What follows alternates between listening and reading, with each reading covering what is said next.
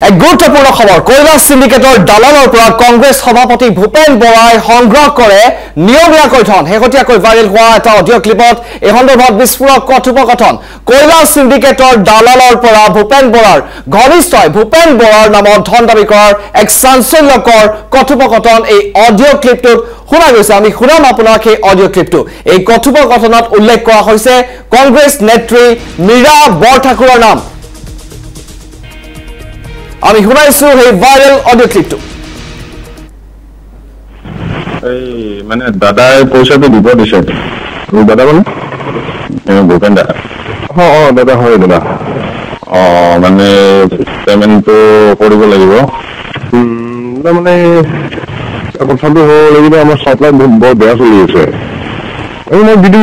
Election আমি local কৰি দি দিম চাওক দাদা মই কথাখিনি বুজিছো কিন্তু দাদাই মোক একেবাৰে একদম ষ্ট্ৰিক্টলি কৈ দিছে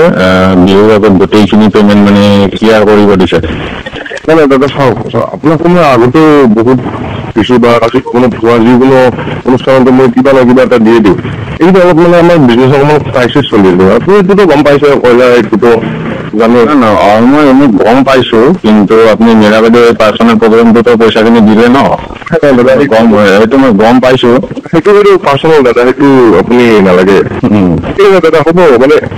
ইলেকশ্যন আপুনি ফুল পেমেণ্ট কৰি দিম বাৰু এইটো টেনশ্যন ল'ব নালাগে আৰু নাই মানে যোৱাকালি যিটো এই ৰাভা হাছঙৰ মানে ৰিজাল্টৰ পিছত দাদাৰ একেবাৰে একদম খং উঠি আছে গতিকে আপুনি মানে 75% পেমেণ্ট ডিক্লেয়াৰ কৰিবই লাগিব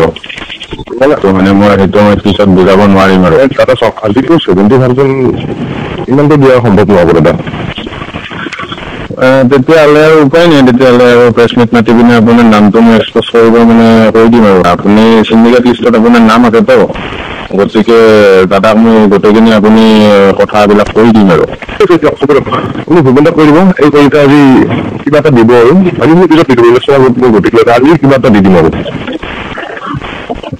এতিয়া আপুনি লাইনত আহিছে ন নাই দাদা চাওক আপুনি মীৰা বাইদেউ তাত গ'লে তাত ককাইদেউ যিজন আছে আপুনি যোৱাবাৰ দিছিল ককাইদেউজনৰ হাতত আছে এতিয়াও আছে এতিয়া ককাইদেউৰ হাতত কেছটো দি দিব পেমেণ্টটো আজি কিবা এটা আহি দিম দাদা আপুনি একদম বেয়া হ'ব মানা কৰিব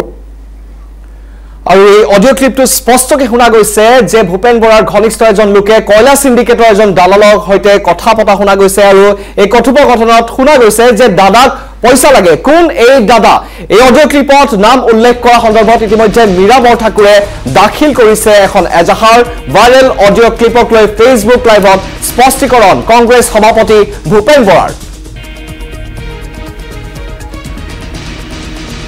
এটা অডিঅ' মোৰ নাম সংযোজন কৰি কাৰোবাৰ কথোপকথন ভাইৰেল হৈ আছে আজি আমাৰ প্ৰদেশ কংগ্ৰেছৰ সাধাৰণ সম্পাদক ৰামান্না বৰুৱা ডাঙৰীয়া আৰু আমাৰ মিডিয়া বিভাগৰ APCC চেয়াৰমেন বেদৱত বৰুৱা ডাঙৰীয়াই খন্তেক সময় পাছতে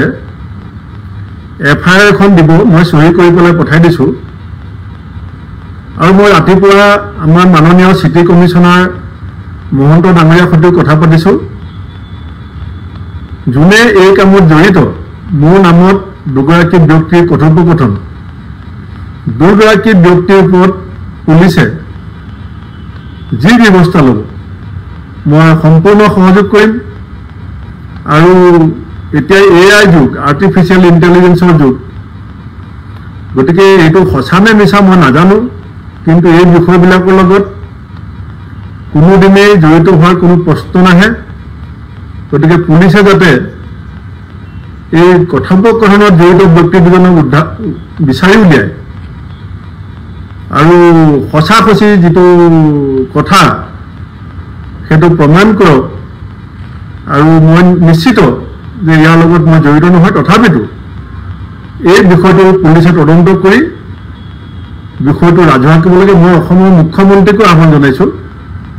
কাৰণ আজি মোৰ বিৰুদ্ধে যি ধৰণৰ ষড়যন্ত্ৰ হৈছে কালিলৈ আমাৰ বেলেগ ৰাজনৈতিক নেতাসকলৰ বিৰুদ্ধে এই ধৰণৰ ষড়যন্ত্ৰ হ'ব পাৰে গতিকে অসমত যাতে এই ধৰণৰ এই অডিঅ' ভাইৰেল কৰি এটা মিছাকে এটা বিতৰ্কত এজন নেতাক সাঙুৰিবৰ কাৰণে কোনো সাহস কৰিব নোৱাৰে তাৰ কাৰণে এই ভিডিঅ'টোৰ ক্ষেত্ৰত কঠোৰতম ব্যৱস্থা দোষীক বিচাৰি দোষী যোনেই হওক দোষীক বিচাৰি শাস্তি দিবৰ কাৰণে মই মুখ্যমন্ত্ৰী ডাঙৰীয়াকো আহ্বান জনাইছোঁ।